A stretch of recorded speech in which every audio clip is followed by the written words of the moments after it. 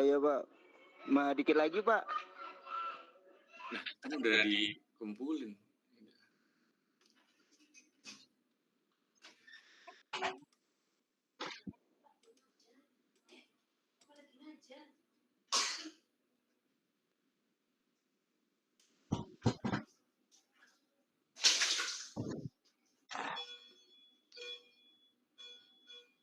Oke, sebelumnya saya absen dulu ya. Alessi ada?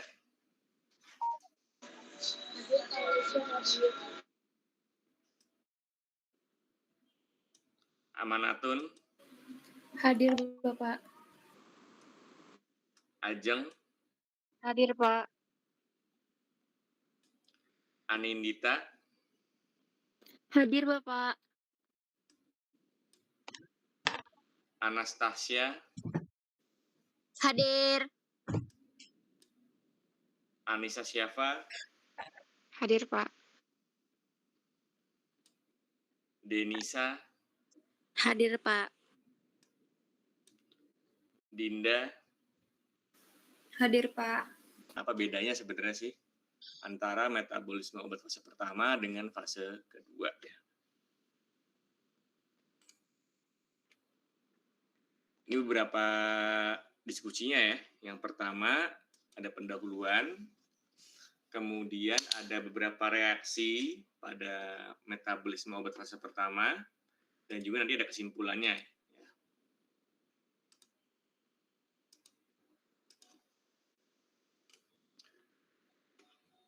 Nah, kita masuk ke pendahuluan dulu. Jadi apa itu metabolisme obat fase pertama? Nah, jadi sebenarnya obat itu di metabolisme itu ada beberapa fase ya, tapi yang paling sering dibahas atau paling sering dibicarakan itu adalah yang fase pertama dan fase kedua. Nah, bedanya kalau metabolisme obat fase pertama itu yang memegang peranan penting ya dalam metabolisme itu adalah sitokrom P450 nih ya, sitokrom P450 ya. Atau disebut juga CYP 450 karena si sitokrom ini dia bisa berpendar atau bisa berfluoresensi pada panjang gelombang 450 ya. Di sini si sitokrom P450 dia bisa mengubah obat ya menjadi senyawa yang larut air. Jadi tujuannya itu rata-rata untuk metabolisme itu adalah dia mengubah obat yang tadinya mungkin sulit untuk larut air ya ataupun tidak larut air misalnya menjadi senyawa yang larut air supaya apa?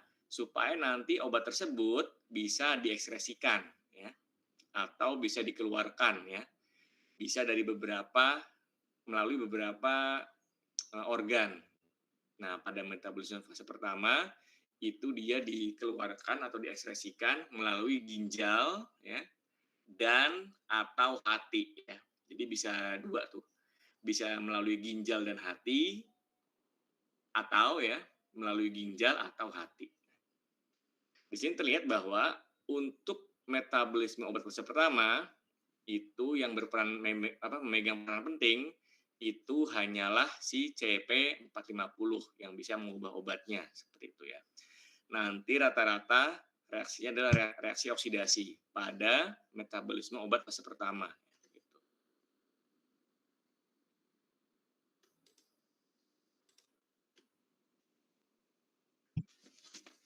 Nah, di sini terlihat bahwa bagian yang berperan penting ya, atau yang berperan lah ya, dalam metabolisme obat fase pertama, itu sebagian besar adalah hati dan usus ya.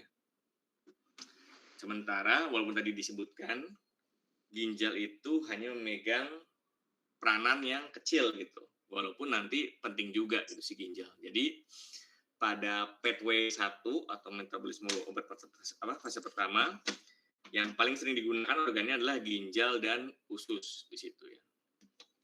Ginjal dan usus, hati dan usus ya. Hati itu adalah liver, usus adalah gut di situ ya.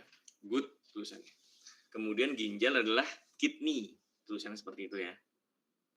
Walaupun nanti untuk yang ginjal terutama untuk obat-obat steroid di situ ya, yang obat-obat yang anti nyeri lah ya. Dia itu memegang peran penting pada metabolismenya ya. Walaupun sebagian besar untuk yang metabolisme fase 1 ini atau fase pertama itu sebagian besar adalah hati dan usus di situ. Nah, kemudian untuk metabolisme obat ini secara umum ya. Metabolisme obat itu dia tidak selalu konstan dan dapat berubah. Nah, beberapa faktornya itu adalah yang paling utama adalah umur yang pertama. Kemudian, jadi umur ini tergantung ya, apakah dia anak-anak, apakah dia remaja, apakah dia dewasa, ataupun tua, lansia ataupun geriatri namanya. Itu bisa berubah-ubah metabolismenya. Ya. Kemudian yang kedua adalah jenis kelamin. Jadi antara pria dengan wanita itu bisa berbeda metabolismenya. Ya. Karena kan untuk perempuan dia ada siklus menstruasi misalnya. Kemudian yang ketiga itu adalah adanya penyakit tertentu, misalnya dia punya penyakit diabetes misalnya. Kemudian dia punya penyakit ginjal atau penyakit hati seperti itu, ataupun dia misalnya sudah pernah transplantasi organ misalnya ya di situ, itu bisa berbeda metabolismenya seperti itu. Nah, reaksi kimia yang berperan tadi di sitokrom P450 atau CYP450 adalah reaksi oksidasi di situ ya. Di sini misalnya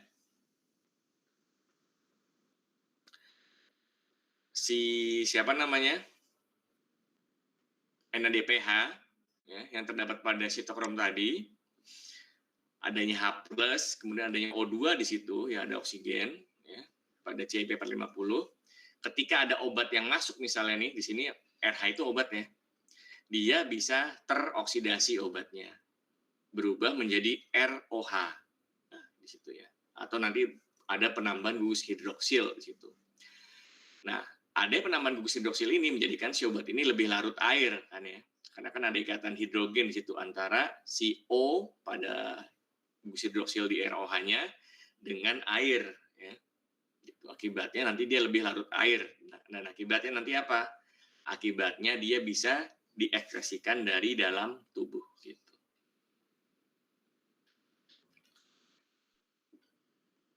Nah, di sini kita lihat ada beberapa reaksi oksidasi yang bisa terjadi juga pada karbon ya, yang terdapat pada struktur obat.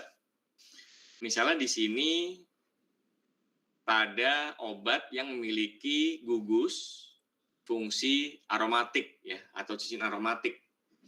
Misalnya adalah asetanilida. Nah, ketika dia di metabolisme fase pertama dengan menggunakan tadi ya sitokrom P450, dia bisa berubah menjadi paracetamol di situ. Ini biasanya adalah obat-obat yang golongan prodrug di sini ya. Jadi obat-obat yang nggak aktif, tapi ketika dia di metabolisme menjadi aktif nanti. Ya. Menjadi paracetamol, baru nanti dia bisa diekspresikan di situ. Kemudian ada juga obat-obat yang memiliki pusat oleofinik. Ya. Contohnya adalah carbamazepin di situ. Ya. Dia nanti bisa diubah menjadi carbamazepin 10, 11 epoksida, ada penambahan O di situ. Dan juga menjadi trans 10, 11 dihidroksi carbamazepin. Ya, di sini ada penambahan gugus hidroksil. Kemudian selanjutnya adalah golongan yang alifatik atau rantai lurus di situ ya. Di sini misalnya kita ambil contoh adalah asam valproat ya. Atau bahasa Inggrisnya adalah valproic acid ya. Dia bisa mengalami omega oksidasi ya, oksidasi omega di situ. Jadi bertambahnya gugus hidroksil juga di situ ya. Yang sama tujuannya adalah supaya dia bisa lebih larut dalam air, yang akhirnya nanti bisa dia diekspresikan dari dalam tubuh seperti itu. Kemudian juga reaksi oksidasinya itu bisa dalam sistem karbon heteroatom ya, atau berarti nggak cuma hanya karbon, tapi selain karbon juga bisa dioksidasi. Misalnya ada reaksi deaminasi di situ. Kita ambil contoh adalah metamfetamin di sini. Ya. metamfetamin ini dia berubah jadi amfetamin di situ. Kemudian juga amfetamin nanti bisa berubah jadi fenilaseton. Ya. Kemudian ada juga reaksi oksidasi yang berupa siklisasi atau pembentukan cincin siklik di situ. Contohnya adalah obat proguanil atau disebut juga produk, ini salah satu produk ya, karena dia belum aktif ketika sebelum di metabolisme, tapi ketika sudah di metabolisme dengan adanya enzim tadi atau reseptor tadi misalnya berubah menjadi sikloguanil yang bisa berfungsi sebagai anti malaria di situ. Kemudian reaksi selanjutnya adalah S-dealkilasi, itu adalah pelepasan gugus alkil, yaitu gugus si CH3 lepas ya di situ. Nah, seperti itu. Nah, yang kedua itu adalah reaksi reduksi ya. Jadi selain ada reaksi oksidasi, juga ada reaksi reduksi. Tujuannya sama. Tujuannya supaya dia memiliki atau lebih larut air. Nah, salah satunya kalau misal di reaksi reduksi supaya nanti si obatnya bisa bersifat polar. Otomatis kalau polar dia lebih larut air dan akhirnya bisa diekspresikan dari dalam tubuh ya. Misal di sini adalah obat prontonsil.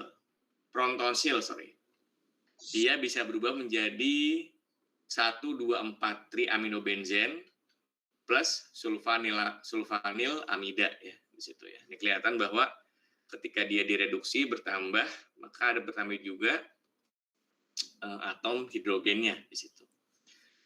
Kemudian ada juga reaksi halogenisasi ya.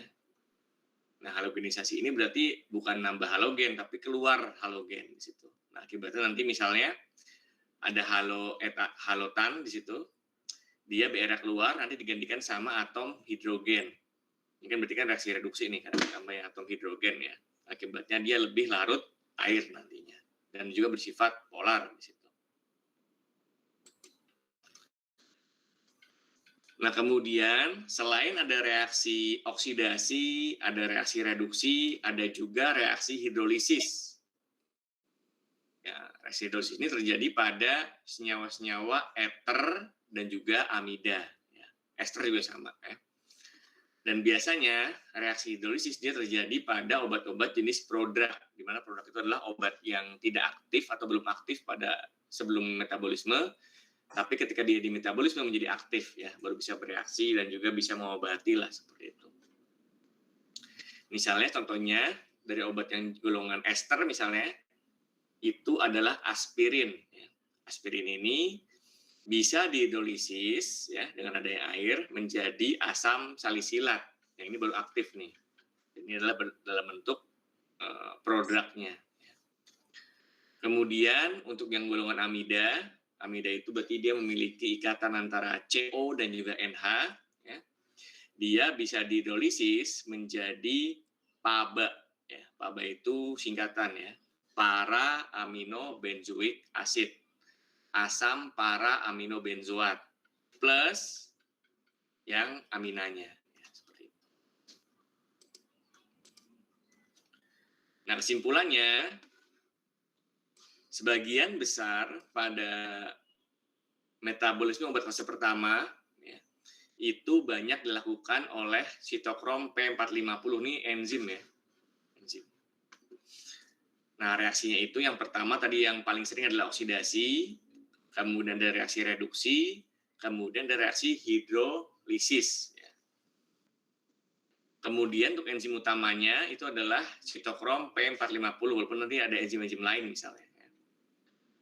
Kemudian faktor-faktor yang mempengaruhi, tadi kan sudah dibahas bahwa ada polimorfisme, genetik, dan juga lain-lain ya. Kemudian metode evaluasinya bisa menggunakan NMR, ini dari hasil ekspresinya ya, GCMS dan juga LC-MSMS.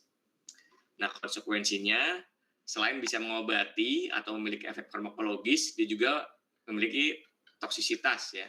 Jadi untuk obat-obat yang memiliki toksisitas yang mungkin dosisnya terlalu tinggi, nah itu berarti bisa melalui jalur lain atau mungkin di metabolisme fase pertama, tapi mungkin nanti bisa dikurangi dosisnya supaya dia tidak toksik seperti itu.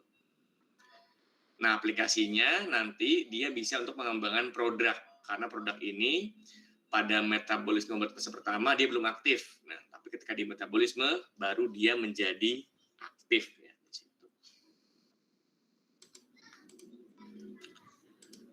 Oke, untuk yang metabolisme obat fase pertama apakah ada pertanyaan?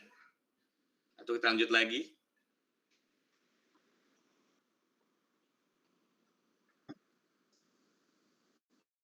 Ada pertanyaan?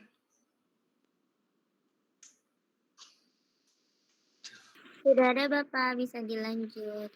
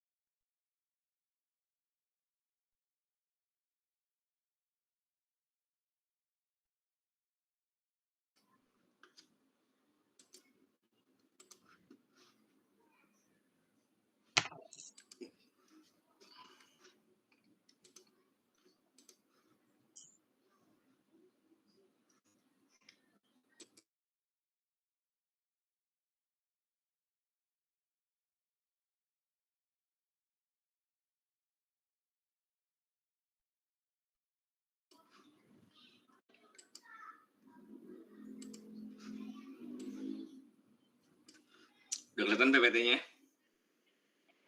Terlihat Bapak. Oke, kita mulai lagi yang PPT kedua, yaitu adalah metabolisme obat fase kedua ya di sini. Ini adalah beberapa sasaran belajar atau diskusinya. Yang pertama di pendahuluan, kemudian ada beberapa reaksi pada metabolisme obat fase kedua, dan terakhir adalah kesimpulan. Ini juga sama ya, tadi untuk yang metabolisme obat fase pertama, yaitu sebagian besar itu adalah dikatalisis oleh enzim sitokrom P450. Nah, kalau obat fase kedua, dia sama-sama oleh enzim juga, otomatis terutama adalah enzim transferase ya nanti ya. Tapi dia reaksinya adalah reaksi konjugasi. Kalau yang obat fase pertama adalah tadi oksidasi, reduksi, dan juga hidrolisis. Untuk yang metabolisme obat fase kedua itu adalah reaksi konjugasi. Tujuannya sama, supaya nanti obatnya lebih larut air dan juga nanti bisa dimetabolisme oleh tubuh ya, melalui beberapa organ. Nah, bedanya kalau misal di fase kedua ini, hati atau liver itu sebagai organ utama ya pada fase kedua. Kalau misal fase pertama tadi kan ada usus ya. Kalau misal di fase kedua atau second pathway di situ, itu hati atau liver sebagai organ utama. Sementara sebagian kecil ya, itu dimetabolisme melalui organ usus dan ginjal.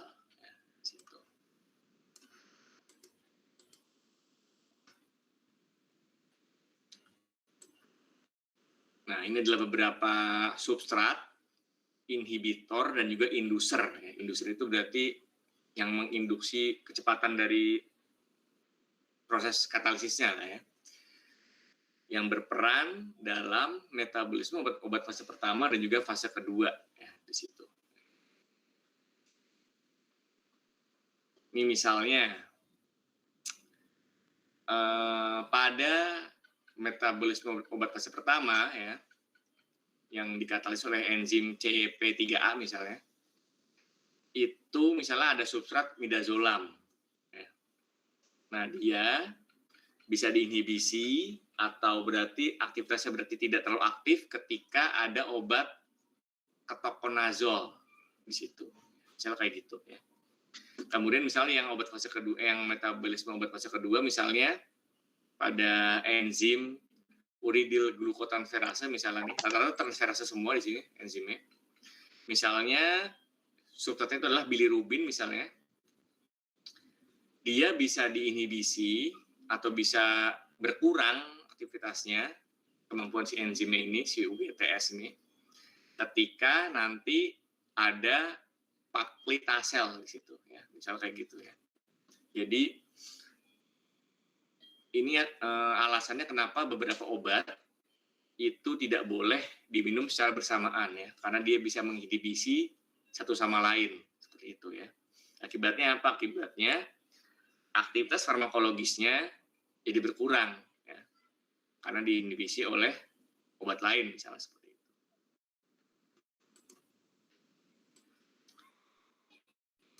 Nah, tadi sudah dibahas bahwa untuk yang metabolisme obat fase kedua itu rata-rata dengan reaksi konjugasi ya, atau reaksi yang dikatalisis oleh enzim transferase.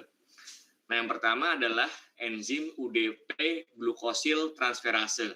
Nah, dia bisa mereaksikan obat-obat dengan gugus fungsi fenol yang pertama, kemudian alkohol, asam karboksilat, dan juga amina. Yang dia nanti berkonjugasi dengan asam glukoronat di situ ya. UDP glukoronic acid di situ ya. Nanti ketika dia sudah berkonjugasi dengan asam glukoronat, baru nanti dia berubah menjadi senyawa yang lebih larut air dan akhirnya bisa diekspresikan dari dalam tubuh. Kemudian yang kedua, itu adalah enzim sama-sama transferase, tapi dia adalah sulfotransferase. Ya. Sesuai dengan namanya, berarti dia mengkonjugasikan dengan gugus sulfat. Ya. Di sini yang bisa berkonjugasi adalah obat dengan gugus fenol yang pertama, kemudian alkohol, arilamin, dan N-hidroksi di situ ya. Ini juga sama, ketika dia berkonjugasi dengan gugus sulfat atau sulfo di situ lah ya, nanti dia bisa lebih larut air dan akhirnya bisa diekspresikan dari dalam tubuh.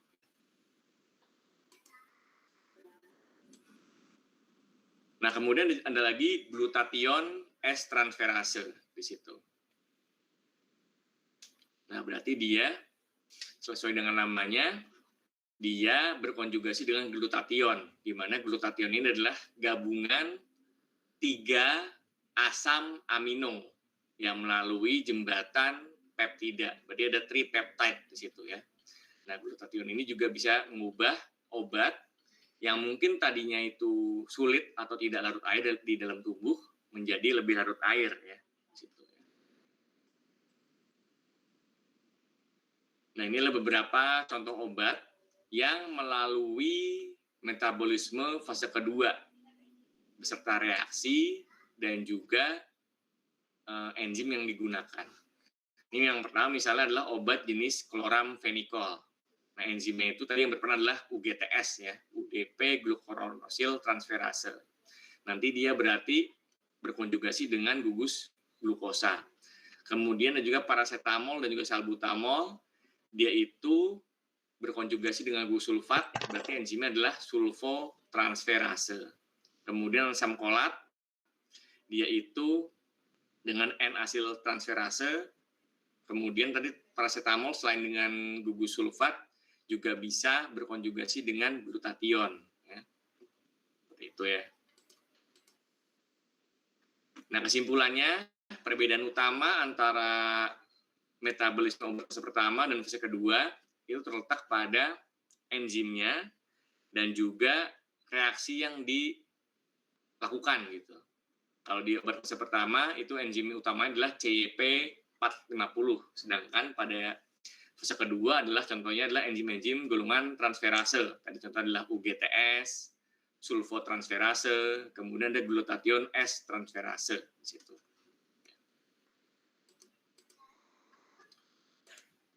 Oke, sampai sini ada pertanyaan untuk yang pembahasan kedua nih? Ada pertanyaan?